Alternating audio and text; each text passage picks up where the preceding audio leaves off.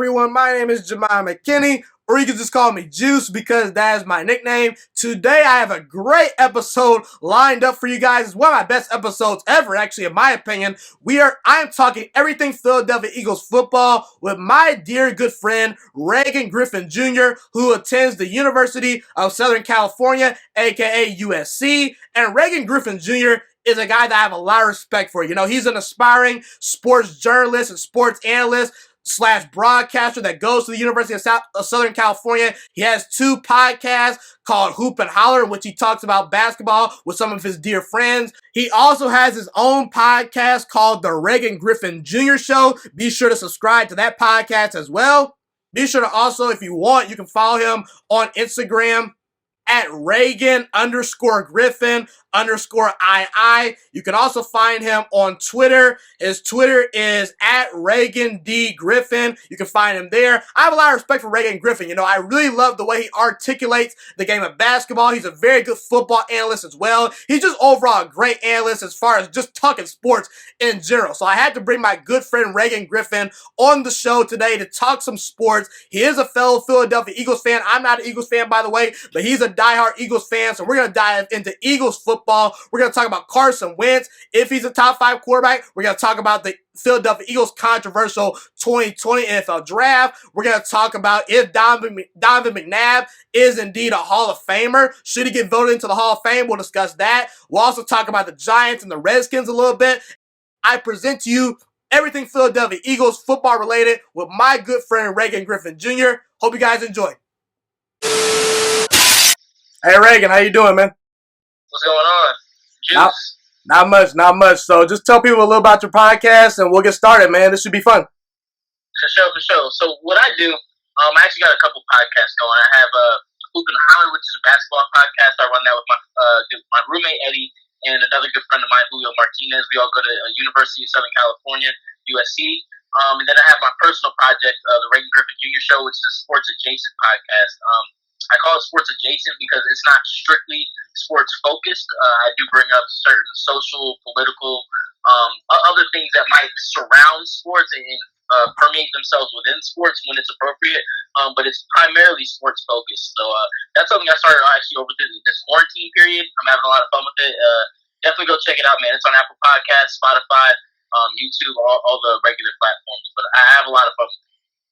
No doubt, you do a great job on that podcast too, so be sure to check him out. So, you are a Philadelphia Eagles fan, correct? Oh yeah, die hard, man. Sounds good. So let's talk about those Philadelphia Eagles. Now, actually, this past year, they were my Super Bowl pick. I thought the Eagles were going to be a Super. Yeah, they were my Super Bowl pick. I felt they were going to go 12-4 and make the Super Bowl and win that thing, and didn't quite go that way. Now, I will say there were a lot of injuries for the Eagles last year, you know, to the wide receiver core. Some of the offensive linemen got hurt. Some of the defensive linemen got hurt. Deshaun Jackson wasn't the same player. He got hurt. Alshon Jeffrey was kind of hit and miss. Arcega-Whiteside, I felt that he was a good player coming out, you know, when you guys drafted him. He did not perform up to par, I would say. You still had Dallas Goedert and Zach Ertz, but, I mean, sometimes even some of those guys were hurt. And look, you guys lost to the Falcons, the Lions, the Vikings, Dolphins, and Seattle. Obviously, some other teams. Stop, man. You gotta stop. You're bringing back bad memories right now. You gotta stop with all that. Yeah, but I mean, the thing about it is that I just brought up those teams because I felt that you guys would actually win all those games except the Falcons game. I had you guys losing only 4 games. And one thing I will say about the Eagles, though, is when it was time to beat the really good teams, the Packers, the Bills, they got that done. And the last 3 games of the season versus the Redskins, the Cowboys, the Giants, I get it's the NFC least, but they got it done. Now the playoffs, Carson Wentz got hurt a little bit, and it just kind of flamed out from there. I would say that you could kind of label it as a disappointing season, but based on the injuries, I think that making the playoffs was a pretty good accomplishment, even though it wasn't a weak division. Kind of talk about how you felt the season was going to go and just your thoughts on how the season went. Was it a disappointment? Man, it was a very emotionally driven roller coaster, man. The entire season was just so up and down, and you experienced as an Eagles fan the lowest of lows and the highest of highs, right? So, you know, it started out rough because in week 1 you had a pretty poor Washington team that you played, and they came out really flat in that first half. And then the second half, they came out really well, and you got to see exactly what Carson Wentz could be with Deshaun Jackson. I think he had something around 150 yards, 8 receptions, 2 touchdowns throughout the entirety of that game. So that's getting you hyped, right? Like, oh man, we finally got Carson Wentz, a deep threat. These dudes are gonna kill it. Next week, dude goes out in the first quarter. And Deshaun Jackson never really was back. I mean, he tried to come back, but he wasn't that dude. I think he played something like 14 snaps for the remainder of the season after that week 1 performance. So we never really got to see that come into fruition. And it was just a real – the kicker was – you just lost, like you mentioned, way too many games that you should have won. And what really did me in, even after Atlanta, even after Detroit, even after getting the brakes beaten off of us, right? Against Dallas. That was really terrible because, you know, as an Eagles fan, the worst thing you want to do is lose to Dallas. But the worst thing was when we lost to Miami, man. When we went in there and gave up a fourth quarter lead to that Dolphins team that had just traded away Mika Fitzpatrick. You got Ryan Fitzpatrick as the quarterback. There's no reason why the Eagles should lose that game when you're leading in the fourth quarter. At that point, you just lost to the Miami Dolphins. Half the team's injured. Orlando Scandrick is on Skip and Shannon talking about how dysfunctional the locker room is. He was there for all of 3 weeks, right? Like it was terrible, man. I'm thinking like this is a wash, man. This season's a wash. But Jamon, what happens from you, man? You're good. What happens is Carson Wentz comes on, right? He puts his Superman cape on with the lights. You got Boston Scott, Greg Ward Jr., Deontay Burnett. Who are these dudes, man? I didn't know who they were. Players, man. The most known one was Greg Ward Jr., but he played quarterback at Houston. He wasn't even a wide receiver. He drags these practice squad players who, you know, don't get me wrong, they played well, but at the end of the day, the talent wasn't really there for Carson Wentz.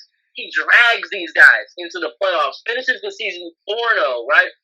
And granted, those weren't 4 really good teams, but that win against Dallas, I think that was one of the more defining wins of Carson Wentz's career. Yep. He drags these guys into the playoffs. And that told me everything that I needed to know about Carson Wentz because up to this point in his career, we haven't seen him, because he's been injured so often, we haven't seen him having to put up when his back's against the wall. For the first time, Carson Wentz had his back against the wall and was forced to put up or shut up, and he put up with some of the most mediocre talent in the entire NFL. And then obviously, like you said, you get to the playoffs, you go against Seattle. Man, you know, there's a lot of rumors floating around Jadeveon Clowney where he might end up. And I've seen the Eagles' name thrown out there. I don't want Jadeveon Clowney anywhere near our locker room, man. That dude took my quarterback out. Took him out. Just thrust his entire body into Carson Wentz's head, concussed him, and hats off to Carson Wentz for self-reporting that concussion. Not a whole lot of dudes are going to have the guts to do that in a playoff game, but it's something that needs to be done more often. These dudes have to take better care of themselves on the field. They know when something's not right, so hats off to him for that. But that was such a dirty play by Jadeveon Clowney. Didn't even get called. And then you have 40-year-old Josh McCown, you know, playing on a torn hamstring, and the team only loses by 8. I don't think it was a disappointing season, given the expectations that you had going in. It was relatively disappointing, but considering the context of everything that happened throughout the season and how low things got, I was very, very happy by the end of the season that team was able to turn things around. So, as an Eagles fan, I was, you know, if not satisfied, proud. I was proud of what that team was able to do. Yeah, I think proud is a pretty good word. I've said for a while, it's a quarterback and coach league. And, yeah, I've been critical of Carson Wentz a little bit in the past. I think Doug Peterson is underrated as a coach. I think that he's one of the better coaches in football. And, ultimately, the Eagles have the best quarterback and coach duo in that division. And quarterback and coaches win in the NFL, no doubt. And I did pick Seattle to win that playoff game. I didn't expect Carson Wentz to go down. I thought that Seattle was just a little bit better team. You know, they were a pretty good road team last year.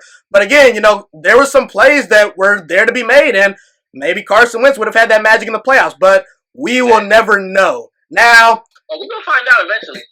Carson Wentz is going to get his opportunity. You mentioned Doug Peterson, man. Yeah. It's very hit or miss with him. Not hit or miss, but there's 2 versions of Doug Peterson, and it's conservative Doug Peterson and aggressive Doug Peterson.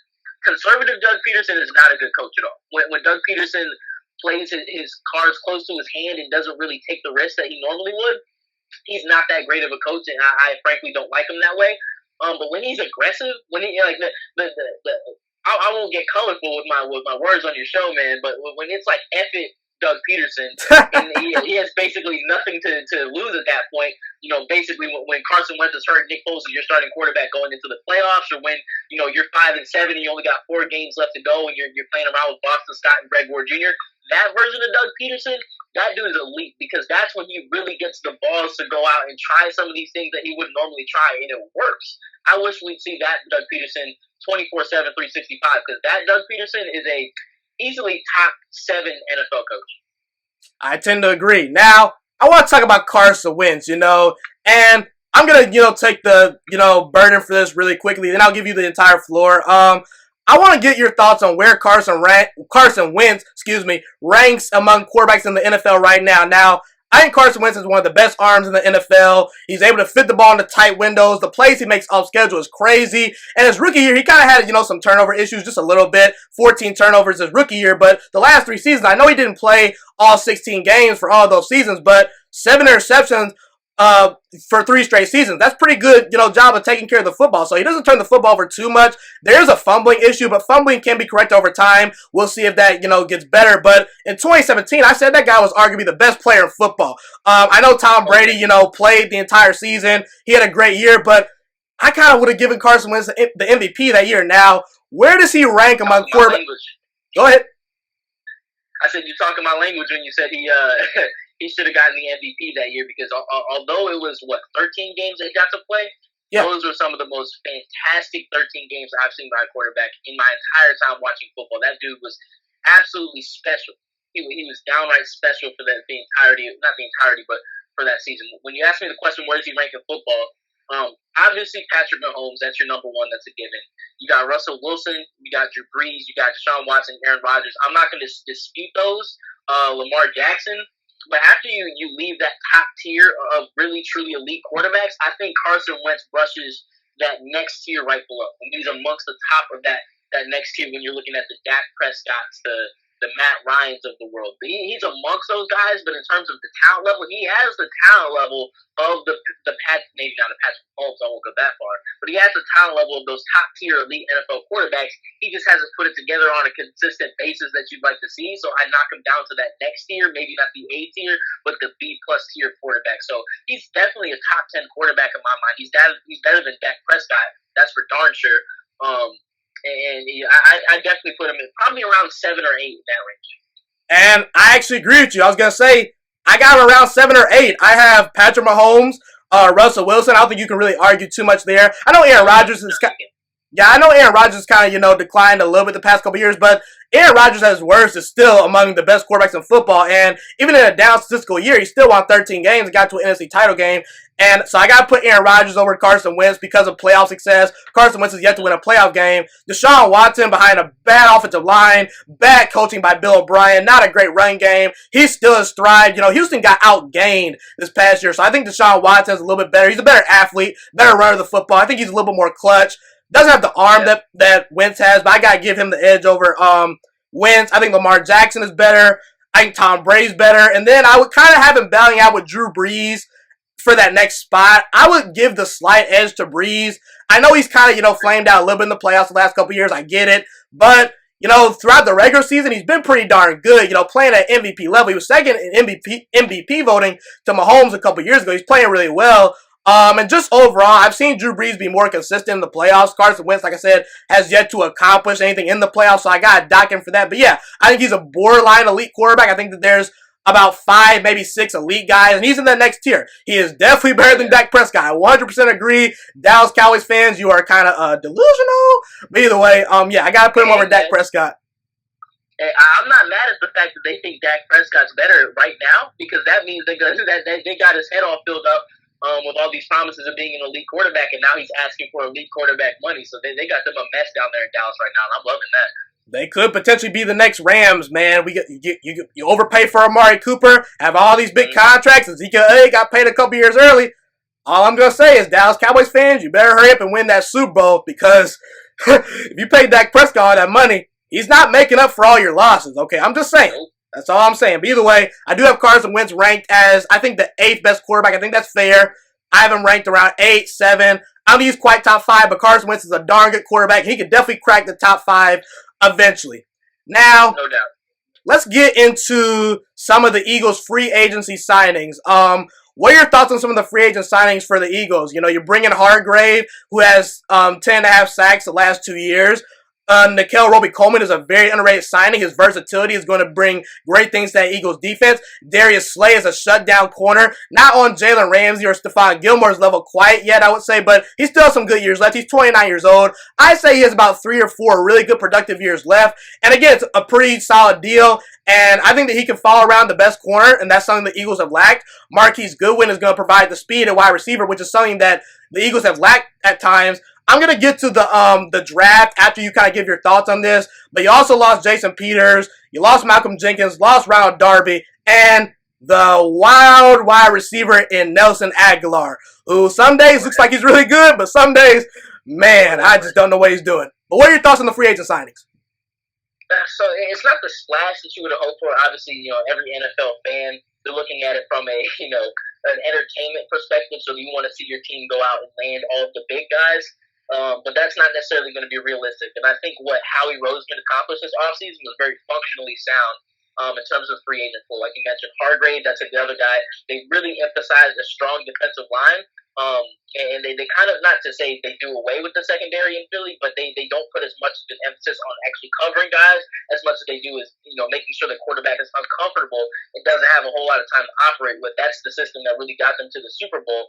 So Hargrave only adds to that. You put him next to a guy like Fletcher Cox, a guy like Brandon Graham.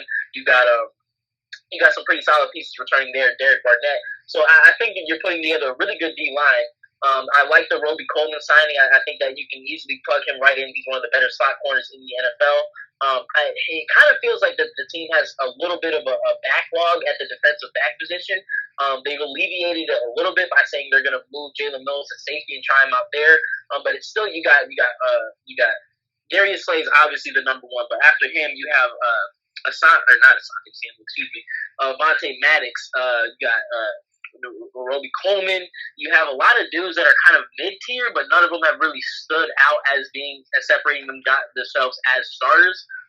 And the biggest thing, the thing that really disappointed me about this offseason, if you're the Eagles, it was too soon to lose Malcolm Jenkins. And the reason I say that is because Malcolm Jenkins was you talk about a guy who quarterbacks a defense. I'm not sure there was any person in football that quarterbacked a defense more last year than Malcolm Jenkins. And that defense was barely passable. And the only reason it was barely passable was because of Malcolm Jenkins and his ability. I mean, you go back and look at the tape, that dude's literally moving guys into the places that they need to be, telling them what they need to do on the field. That dude was the only reason that defense was even able to get to the playoffs. Granted, you brought in Slay, but when you bring out a guy like Malcolm Jenkins, who is not only a leader on the field, but off of the field and in that locker room as well, I think that really, in a trying time for this Eagles organization, I'm not sure if that was the right move. So I hated losing Malcolm Jenkins. I think that they should have kept him at the price tag that the Saints got him at. But all things considered, I think it was a pretty decent free agency.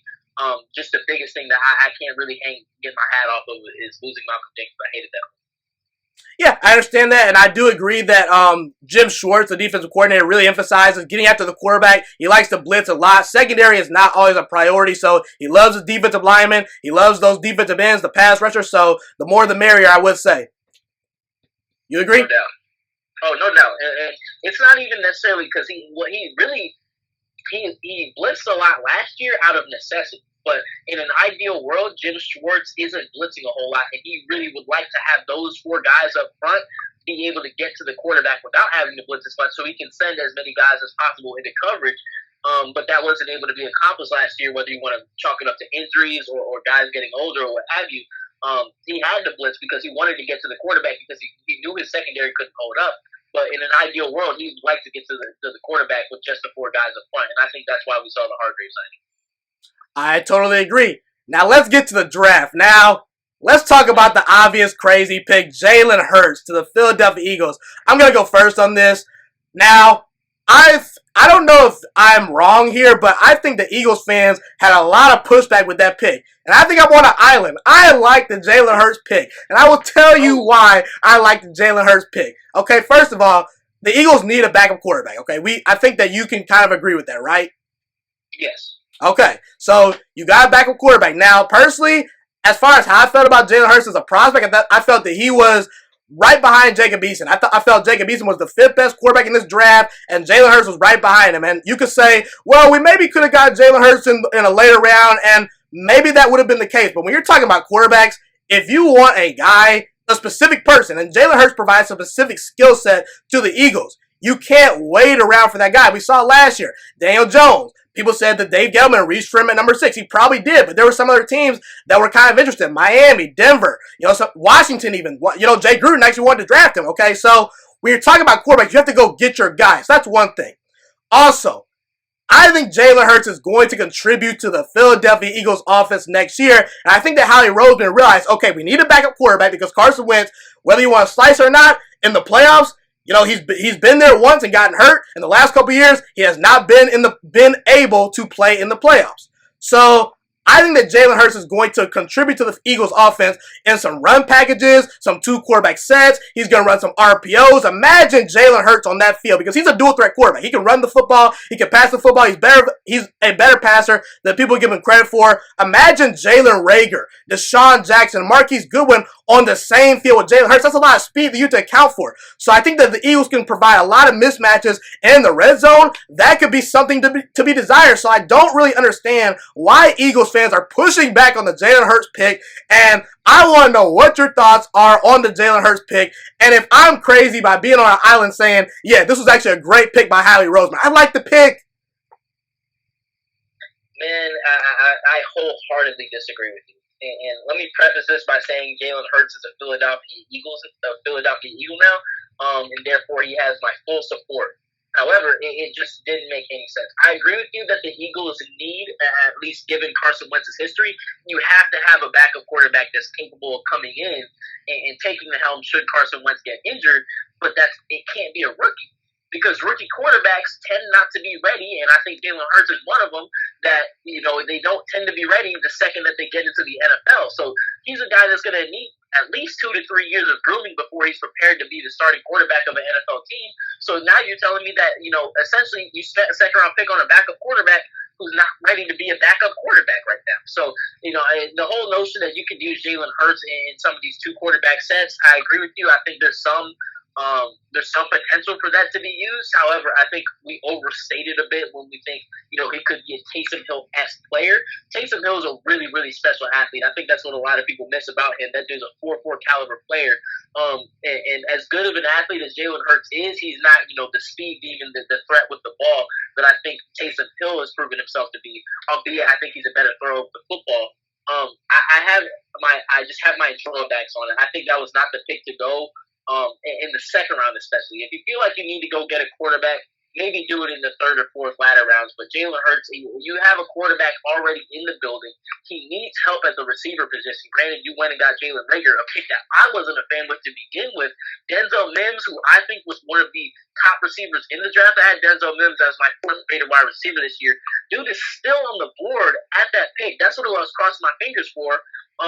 But you end up with Jalen Hurts, and I just don't know how much he actually tangibly helps your team right now. And I think that's what the biggest thing they had to come out of the draft with was help for Carson Wentz, and Jalen Hurts does not give Carson Wentz a ton of help.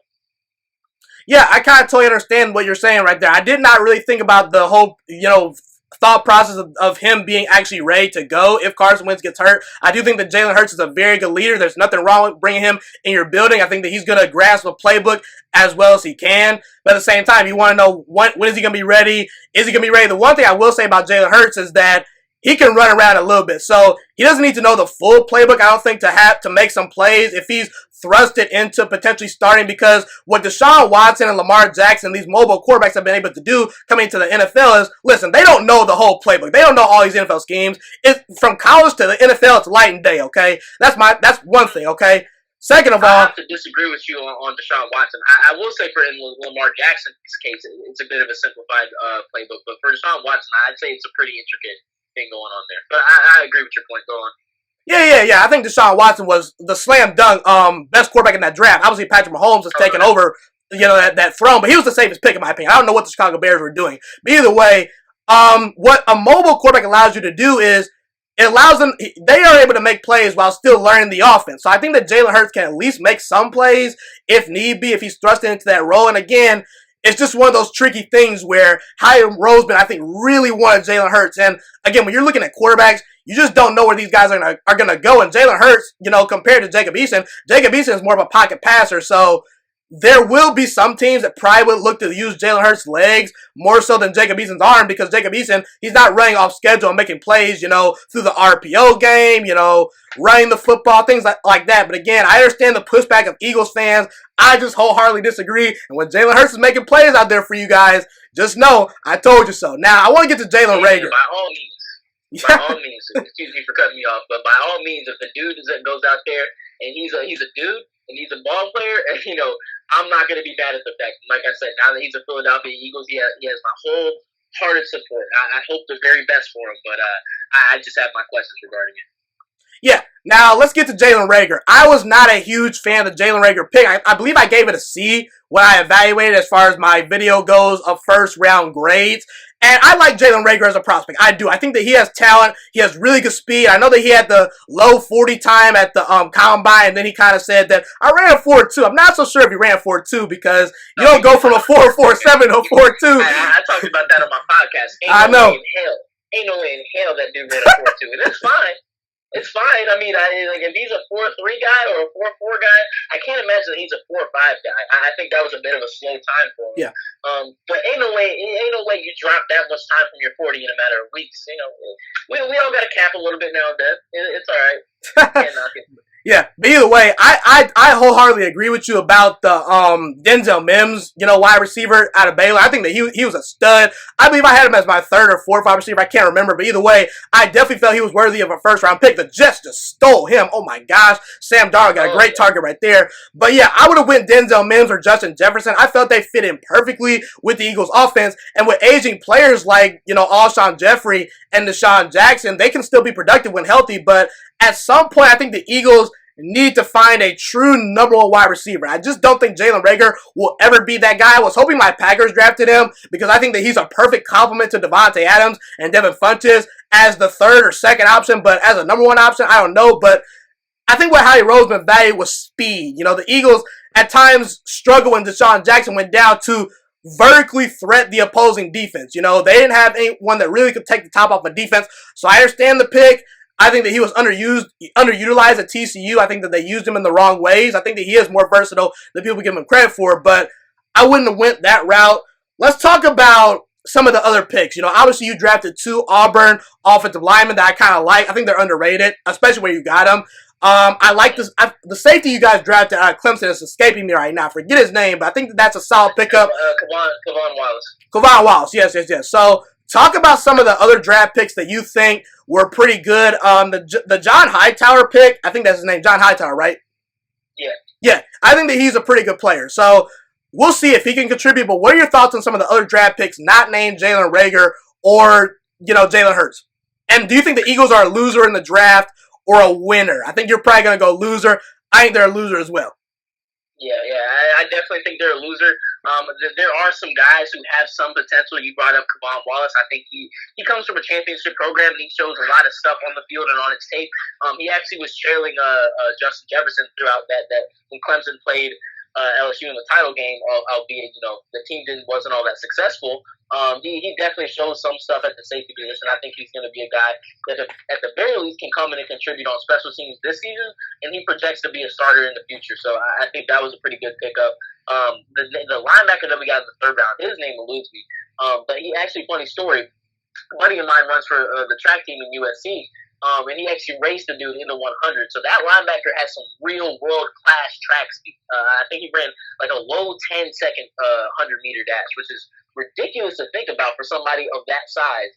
So you got some athletes. You got a lot of speed. I think that was really the end-all, be-all for this entire draft from top to bottom, not just at the wide receiver position, but at every single position in every single draft pick. Howie Roseman was clearly targeting gifted athletes, which is I think he wants to build a team that's gifted athletically, and that has its ups and it has its downs, right? Because your team can be gifted athletically, but at the end of the day, being an athlete isn't all there is to being a good football player. And we've seen time and again there are a lot of really good football players that aren't necessarily the best athletes. And a lot of people were complaining about that Jalen Hurts pick, and I think we saw in that third day we saw the reactions to that Jalen Hurts pick. We saw Howie Roseman and his crew kind of scramble a little bit and say, "Hey, look at me, we're trying to get help for Carson Wentz." So they went and got a John Hightower, and they traded for a Marquise Goodwin, and they drafted a Quez Watkins. All three guys are speed guys that could potentially help Carson Wentz, but these are late round draft picks, and the odds of these guys panning out and being actual impact players is pretty low. So, I think you didn't get the positions of need at the position that you needed to get them at, if that makes sense. Within the draft, and like you said, I wasn't a huge fan of Jalen Reagor. So all in all, I wasn't a huge fan of this draft at all. Yeah, and a part of the evaluation for me saying the Eagles are losers, I think I have to compare them to their division foes, because I think the Giants had a solid draft, but I'm looking at the Redskins and the Cowboys. I thought they had excellent drafts. What are your thoughts on some of their drafts? The Cowboys, man, that was what was really, really good. They were really good. Imagine, because I was actually on a stream when I was doing this, so there's footage somewhere out there of me just freaking out.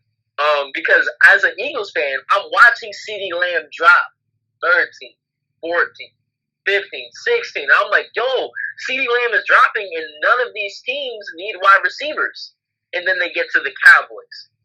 And I'm like, oh, what if the Cowboys actually just stole CeeDee? Because the Cowboys don't need wide receivers like that. No. But then it was just irking at the back of my head.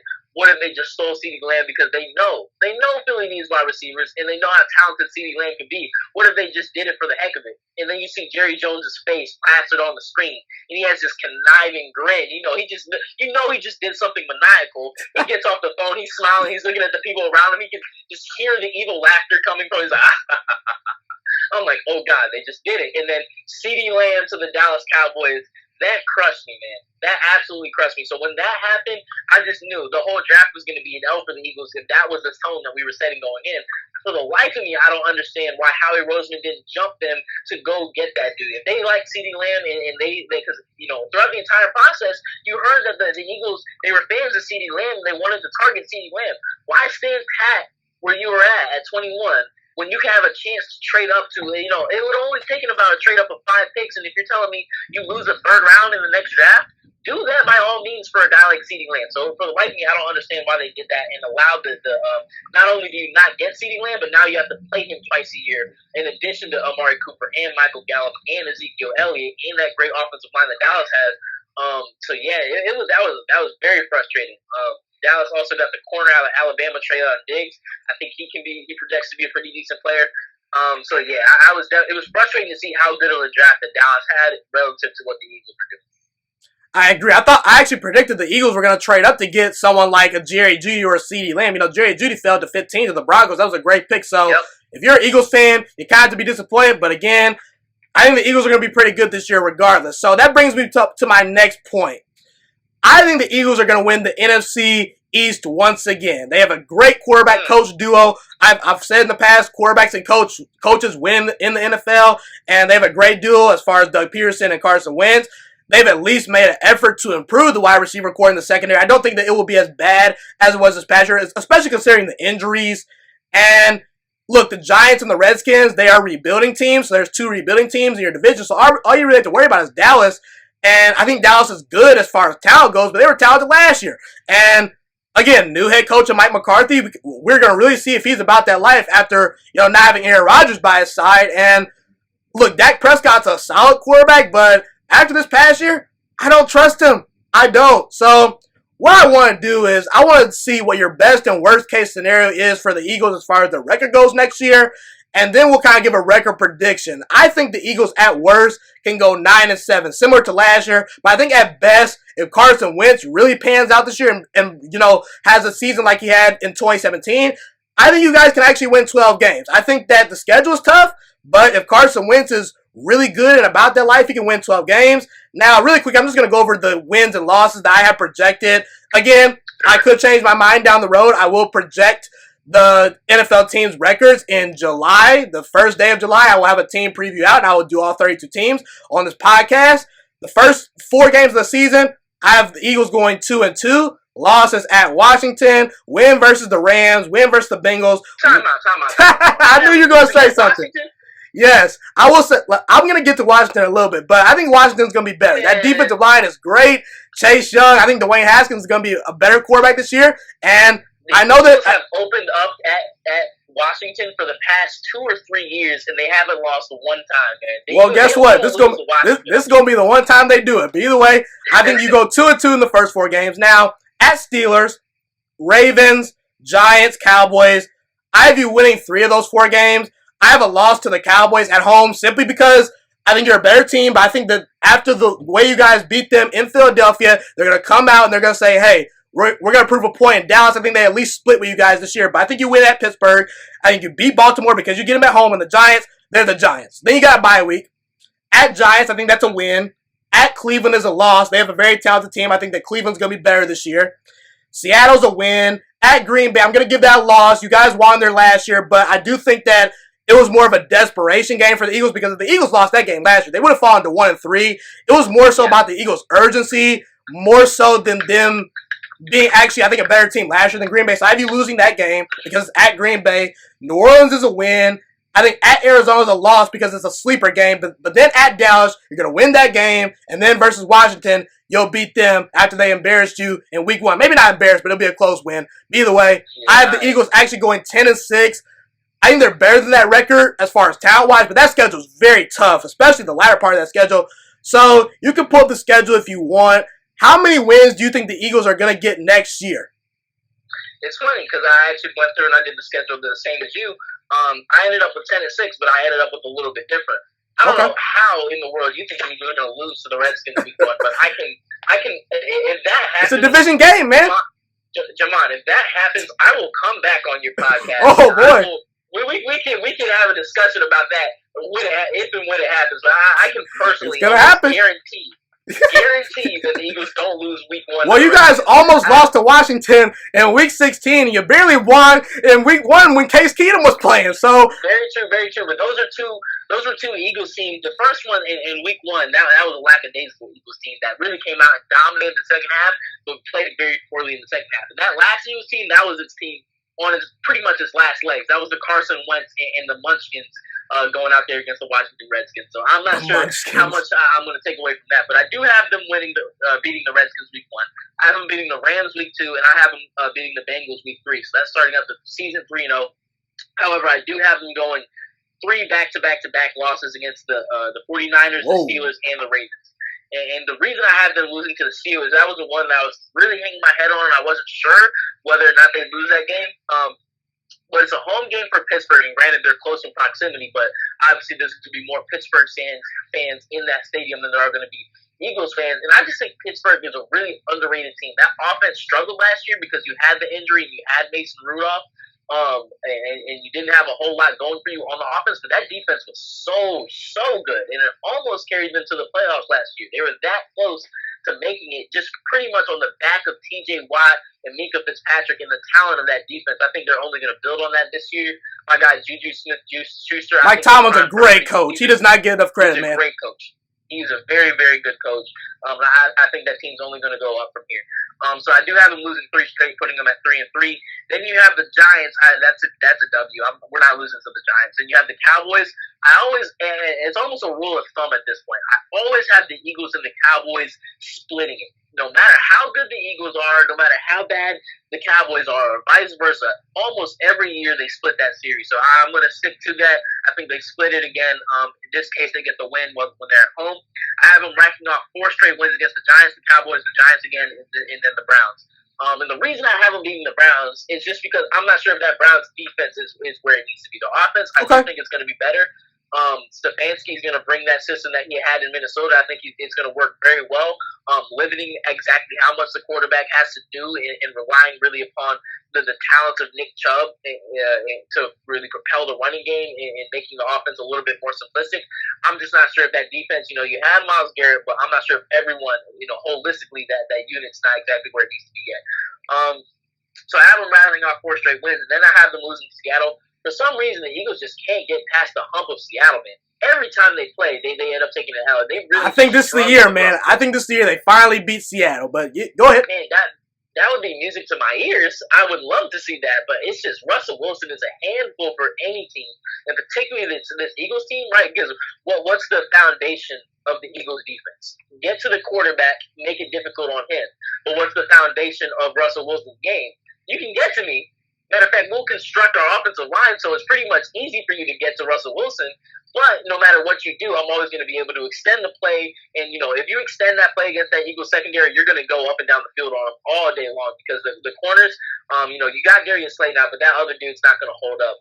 Whoever that other corner on the other side is, he's not going to be able to hold up for more than a solid 3 seconds. So, Russell Wilson's just a handful. He's like the antithesis of what the Eagles defense is. That dude is just like the one guy that's really built to really destruct that defense. So I have him losing the Packers. I have him losing the Seahawks. I have him beating the Packers. Yeah, I know that's your squad and everything. I know you came with that biased little pick talking about it's a desperation game. It was. You guys got lucky. I'll tell you what.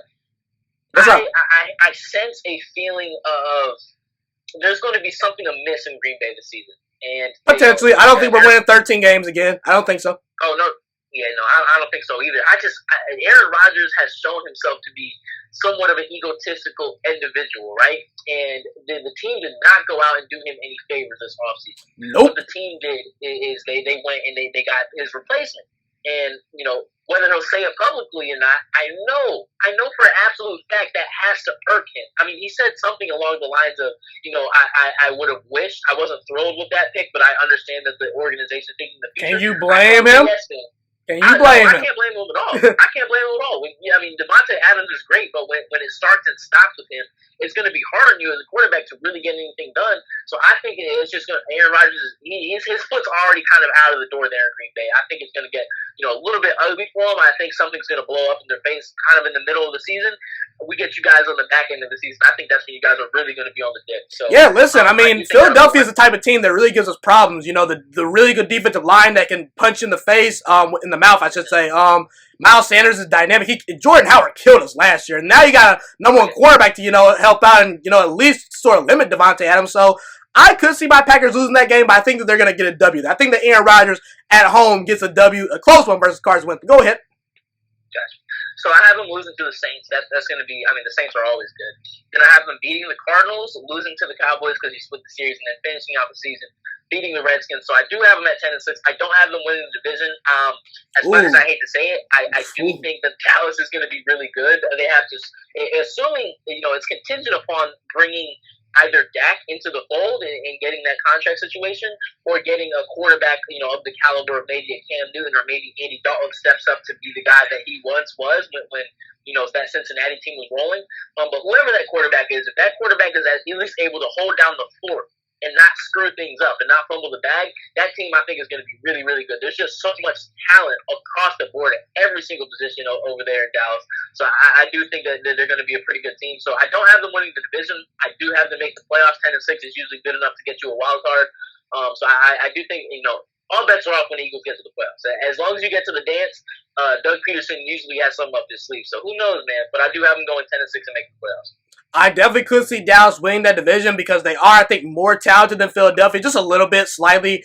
I do worry about their defense. They lost Byron Jones. They lost Robert Quinn. So the defense is a question. But listen, what Dallas is going to be able to do is get out to a bunch of leads, then run the football with Zeke, and hopefully get some pass rush. Whether it be with DeMarcus Lawrence, we don't know. Maybe Alden Smith. But either way, I could see the Cowboys winning the division. But I know every year someone new wins the NFC East, and I get it. But I think the Eagles break that mold this year. But we both have them at 10-6, and either way, I think that in the playoffs, I would trust the Eagles more than the Cowboys. I think you would say the same thing. No doubt. No doubt. I don't bet again. At this point, I give Doug Peterson, Howie Roseman, Carson Wentz as well. I give all three of them the benefit of the doubt. They've earned that much. Yep. So I want to focus to the two rebuilding teams in the NFC East. The Redskins and the Giants. I think the Redskins' identity is more so on defense. Adding Chase Young, that gives them 4 first-rounders on that defensive line. I think that Ron Rivera is a very stable head coach. I speak very highly of Ron Rivera. He's not Bill Belichick, not quite, on that level, not elite, but borderline elite, I would say. He's going to bring some stability to that team, and that defense is going to be improved. And you also added, Fuller and Darby in the secondary. The secondary is going to be iffy, but I think that when you have an elite defensive line, I think the Redskins have the potential that could be scary. Then to the Giants, Daniel Jones had a pretty darn good rookie season, I would say. He exceeded my expectations. No Saquon Barkley, he's a beast. Andrew Thomas, he's going to improve the offensive line. Evan Ingram, when healthy, he's one of the better tight ends in football. So Washington is more so predicated toward defense. and the Giants are more predicated toward offense. Now, who's going to have the better future? In my eyes, I'm going to go with the Redskins. I know you were mad about my pick saying, oh, the Redskins aren't going to beat the Eagles this year. I don't know. I'm higher on Washington than most people. We'll see. But either way, I think that Washington is going to have a brighter future than the Giants for a couple reasons. I think by the end of the year, that defensive line is going to be elite. And we saw, I looked up some statistics, okay? The top 5 total defenses this past year, the Patriots, the Bills, the Ravens, the Bears, and the Vikings, none of them won less than 8 games. And we can even throw in the 49ers because they are actually, I think, the 6th or 7th best total defense. They went to the Super Bowl. So anytime you have an elite defense, you can only be so bad. Okay? And I think the offense is actually very underrated. Terry McLaurin, that guy's a stud. Steven Sims, he came on at the end of the year last year. He's got the speed. He improved as a route runner. I like him a lot. And Kelvin Harmon was a steal in my opinion last year. He's still developing, but I like him. And Antonio Gandy Golden, I think that he can come right in and be the number 2 wide receiver to Terry McLaurin potentially. I like him a lot. And Antonio Gibson, he's a very versatile running back that can run in between the tackles. He can catch passes out of the backfield. He's going to really be a great help for Dwayne Haskins. And I'm going to get to Dwayne Haskins right now. Listen, I know that people are a little bit discouraged by his rookie year. I get it. He did not have the best rookie season. But if you look at his situation, the guy was put in a bad situation, man. Bad coaching, a coach that did not want him, a terrible offensive line, wide receivers that couldn't create separation at times outside Terry McLaurin.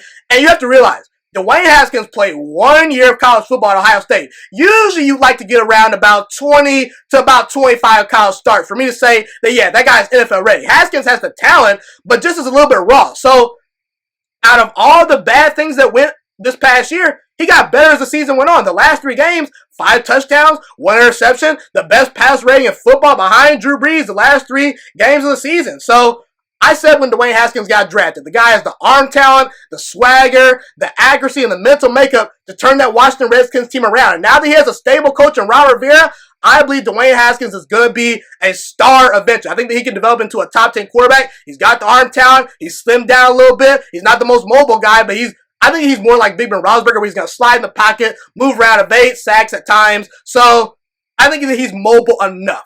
What team do you think has a brighter future? The Giants or Redskins? I got to go with the Redskins for all those reasons. What do you think? Yeah, so you're betting on the floor here in terms of you can only be so bad if you have a very, very good defense with the Redskins.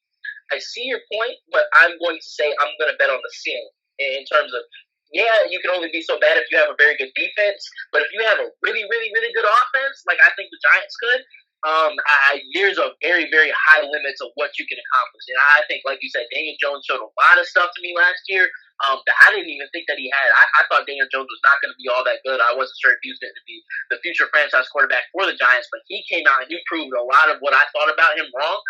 Obviously, you got probably what I think is one of the, if not the best running backs of football in Saquon Barkley. You have a very, very good receiving core in Golden Tate, Sterling Shepard, Darius Slayton. You have very solid pieces around Daniel Jones. And you're finally beefing up that offensive line the way you need it to protect the dude. So, if we're projecting down the line for years to come, I think the ceiling is a lot higher for the Giants just because of how many points they're going to be able to put up on their opponents. Regardless of how good the defense is, at the end of the day, you have to score more points. Defense needs a little work, man. Keep going. You got to score more points. What's up? Keep going. Oh yeah, I was just saying you got to score. You got to score more points than the other team, man. I think that the Giants have the potential to do that. Not to mention that I'm looking at their defense right now. They have some players. You signed Blake Martinez. That's a pretty solid centerpiece for your defense. Bradbury is a good signing. Bradbury, yeah, he's good. Yeah.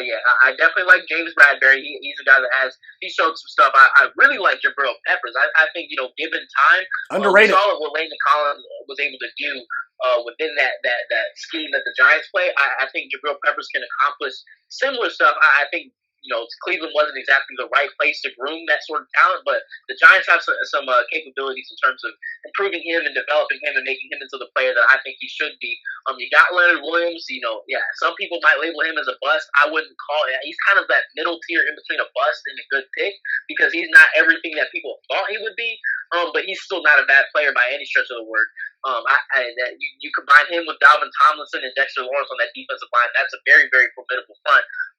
And at all levels of the defense, they have players, and I think that's what Washington lacks to some extent because you have a very good defensive line, but you don't have quality players at every single level of your defense like the Giants do. So for that reason, I project the Giants to be a little bit better than Washington. Not to mention you got Jason Garrett as your offensive coordinator. I know people have their questions about Jason Garrett as a head coach, but as a coordinator, I think he has potential to do some decent things. I didn't like the Joe Judge hire. I can talk about the Rooney Rule and the flaws with that all day long. I'll just leave it at this. Joe Judge was not as equipped to be a head coach, and he hadn't showed enough to be a head coach as a guy like Eric Bieniemy. But again, I won't go down that road because you'll have me talking for an hour about that. Oh yeah, I know how you feel about that. Yeah, man. Joe Judge, he did coach under Belichick, he did coach under Saban, so there is some potential there. I like this Giants team, how it projects for the future. Yeah, and I'm going to talk about the coaching really quickly. Really the only reason why I think that the Redskins are going to be a little bit better than the Giants going forward is the coaching. I think that Ron Rivera is the perfect Ron Rivera team. You even look back when Cam Newton was on the Panthers. That offense was not scoring a bunch of points. Now, I don't think Dwayne Haskins is as talented as Cam Newton, but I think that Dwayne Haskins is going to be better than people give him credit for. I think that I like his playing style. This guy has no problem dinking and dunking when he needs to. He can make all the throws. He has the arm strength. He can fit the ball into tight windows. Like I said, he's not the most mobile quarterback, but I see a lot of Big Ben Roethlisberger in him. And Big Ben Roethlisberger won 2 Super Bowls. So I like Haskins. I do. And I like Daniel Jones a lot too. But I think that Haskins has just a slightly higher ceiling than Daniel Jones. And that's one of the reasons why I think that I'm going to go with the Redskins over the Giants is because of the coaching and the quarterback. And like I said, Chase Young, we saw what Nick Bosa brought to the 49ers defense. They had drafted some very good players in that front. DeForest Buckner. There's some players that are escaping my brain right now. But either way, they had drafted some very good players in that defensive front. But they just need that one player to take that defensive line over the top. And Chase Young, I think he has potential to be better than even Nick Bosa. And if that's the case, with Jack Del Rio as his defensive coordinator and Ron Rivera, that's something scary right there, man. And again, like I said, I think the Redskins' offense is very underrated. Now, the offensive line worries me. That offensive line does need some work. But outside of the offensive line, I think the Redskins' offense is going to be better than people give them credit for. And I'm just higher on the Redskins than most people. I know that the Giants fans are going to be mad at me. I got some Giants fans that listen to this thing. I don't care what you guys think. I like the Redskins as having a better future, but I understand why Giants fans have more optimism. And like I said, Daniel Jones, he's a better quarterback than Dwayne Haskins right now today. But a couple years from now, I think the Haskins will catch him. So the thing that really turns me on, I said that a little wrong. The thing that I really like about Daniel Jones is that, he's just a really, really good decision maker with the ball. He's not going to make a whole lot of dumb decisions that are going to cost you games. And that's coming at a very, very young age with Daniel Jones. The dude just, those fumbles, though, a little ball security, but go ahead. Rookie quarterbacks, they tend to have those issues. Even Carson Wentz, he's 4 or 5 years in, dude still has those issues. But I think a lot of that comes from the fact that he was playing behind a pretty subpar offensive line last season. They drafted Andrew Thomas this year, and I think that they project from the offensive line, they project to be a bit better this year, and I know they're going to keep trying to build on that and improve that. So you're going to see the fumbles become alleviated a little bit more as time goes on, but the dude is just, he makes such great decisions. He finds open man. I can't pass up on that. And as much as I like Dwayne Haskins' physical traits, I'm not sure if he's there mentally all the way there yet. And I don't want to go down this road of saying, the black quarterback isn't all the way there mentally. That's a trope that's way too outplayed at this point. But I think Haskins is bright, but this is more of a growing year for him. Like Daniel Jones is already, kind of established himself. This is a growing year for Haskins, and he's got to prove himself this year, no doubt. He has to prove he's a franchise quarterback, so I'm banking on potential a little more. I get it, but I got to go with the Redskins for all those reasons. But you got anything more to say about that? No, I think we exhausted that, man. Yeah, no doubt. So I want to shift to one of the greatest Philadelphia Eagles of all time, Donovan McNabb. Donovan McNabb, obviously, like I said, I want to discuss if he's a Hall of Famer or not. I want to get your thoughts on this. I'm just going to go over kind of what I think about Donovan McNabb because, honestly, I don't know if he's a Hall of Famer, but I'm going to give the reasons as to why he may not be or why he may be, and then I'll let you take it from there. So let me just start by saying what I think you need to get into the Hall of Fame. In order to get into the Hall of Fame, you need to do one of 4 things. Dominate, like put up MVP numbers, throw for mad touchdowns like Dan Marino. Didn't win a Super Bowl, but he dominated, okay? So you got to put him in the Hall of Fame. Play for a bunch of years. I think that most quarterbacks that get into the Hall of Fame need to at least put together a decade and a half, about 10 to 12 years of at least consistency. So that's one. That's another thing. Winning Super Bowls. I think that that's very important. You need to be able to win the big games for me, okay? And if you're not going to do that, you at least need to dominate. Or just be a combination of all those things. And also, can you tell the NFL story without that player? And Donovan McNabb, 30th all-time in touchdown passes, 25th all-time in yards. I'm not a big stats guy, but I just want to rattle off some stats for the viewers in case they don't really know. 59% completion percentage, 234 touchdown passes, 117 interceptions. He's won 60% of his games, roughly. He's got 98 wins, 62 losses, and 1 tie. Now, keep in mind, Donovan McNabb had Andy Reid as his head coach for most of his career in Philadelphia. Andy Reid's a pretty good offensive mind. So, while they may have not always had the wide receiver talent at times, outside of Terrell Owens and a couple other players, Donovan McNabb's not putting up monster numbers. And that's what Andy Reid is his head coach. So I just want to put that out there, all right? And Donovan McNabb is 9-7 in the playoffs, which is not bad, but it's not great. And he's 1-5 in NFC title games. And he got to that one Super Bowl. I know the Patriots were cheating. There's a little bit of an asterisk toward the Patriots. In my eyes, I still recognize Belichick is great. I still recognize Brady is great. But at times, there's a little suspect stuff right there. But either way, when I look at all these things, I think Donovan McNabb falls just a little bit short of the Hall of Fame. I'm not going to be mad if he gets in the Hall of Fame. I might even make a video about it and talk about his career. But as of right now, when I'm on the fence about a player, and again, I didn't grow up watching Donovan McNabb as much as I watched Aaron Rodgers, as much as I watched Drew Brees or Matt Ryan, et cetera, et cetera. I mentioned Matt Ryan because I think that he's a borderline Hall of Famer too. If it's not obvious to me when I take into account all these things, I can't put you in. And I think that Donovan McNabb falls a little bit short simply because I never saw him truly dominate the sport, and he did not win enough for me to put him in there. And he's got the longevity argument. I think that he played long enough to qualify, but that's my thoughts. I think that Donovan McNabb falls just short of Hall of Fame voting. If I was voting, and again, I won't be mad if he gets in, what are your thoughts? It wouldn't surprise me if he gets in ultimately, but if he does, he's going to have to wait a very, very long time. And this is coming from a guy, I didn't grow up, believe it or not, an Eagles fan. I became an Eagles fan. I grew up actually in Georgia, and I was a really, really big Atlanta Falcons fan for the longest time. Michael Vick obviously goes to prison. He comes out. He becomes a Philadelphia Eagle. That's when I became an Eagles fan. So I really didn't get to witness, the intricacies and the nuances of Donovan McNabb's career. But from what I can gauge, you basically said it all, man. He was pretty darn good as a quarterback, but he never ascended to the pinnacle of success in terms of the Super Bowl, in terms of the MVP. He was never, amongst the best of the best. But, just from a longevity standpoint, and from the amount that he won, he really just comes up on that conversation. And his, statistically speaking, he surpasses guys like Kurt Warner, guys like Troy Aikman, guys like Terry Bradshaw, guys like Steve Young. But all of those guys won. And as much as I hate to say it, Donovan McNabb, whether you want to chalk that up to circumstance and, they never got him the wide receiving talent that you'd like to have.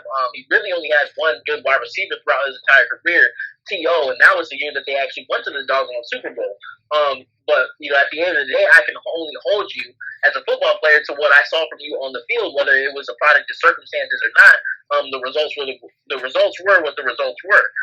So for that reason, it's very hard to, I want to say he's a Hall of Famer. I do think that there's a decent chance that he makes it in someday, but he might have to be one of those dudes that has to wait a very, very long time, and it might have to be somewhat of a dry class for him to get in, just because he didn't, like you said, he didn't meet any of the really tangible Hall of Fame criteria that you really want to see from an NFL quarterback.